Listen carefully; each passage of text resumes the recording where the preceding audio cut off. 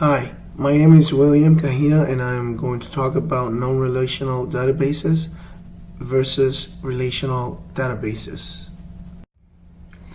Relational databases like MySQL, PostgreSQL, and SQLite3, they represent and store data in tables and in rows. They're based on the branch of algebraic set theory known as relational algebra.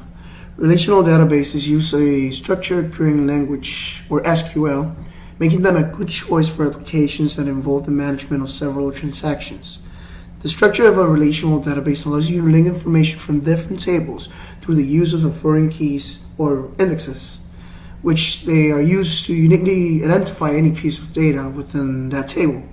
Other tables may refer to that foreign key to create a link, so that you can create a link between their data pieces and the piece pointed to by the foreign key.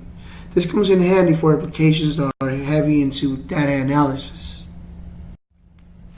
If you want your application to handle a lot of complicated querying, database transactions, and analysis of data, you probably want to stick with a relational database. And if your application is going to focus on doing many database transactions, it is important that those transactions are processed reliably. So relational databases can handle more complex querying indications. But a relational database has limitations, which each item can only contain one attribute. If we use a bank example, each aspect of a customer's relationship with the bank is stored as a separate row of items in a separate tables.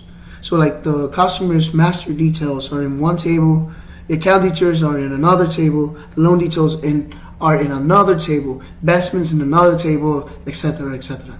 All these tables are linked to each other through the use of relations such as primary keys and foreign keys. So you have to have separate tables and link them all together.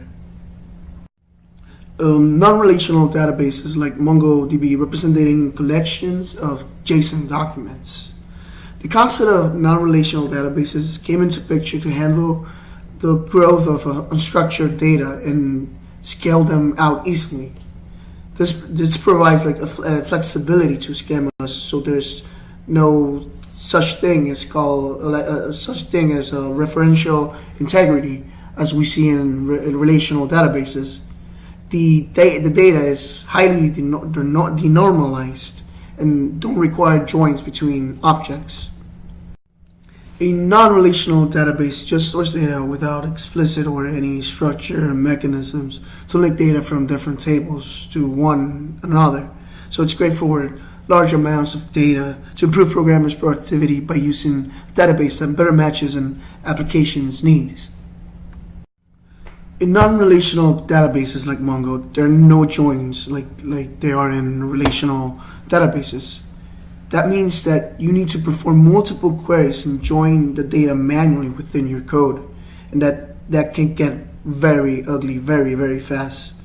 Since Mongo doesn't automatically treat operations as transactions the way a relational database does, you must manually choose to create a transaction and then manually verify it, manually commit it, or roll it back.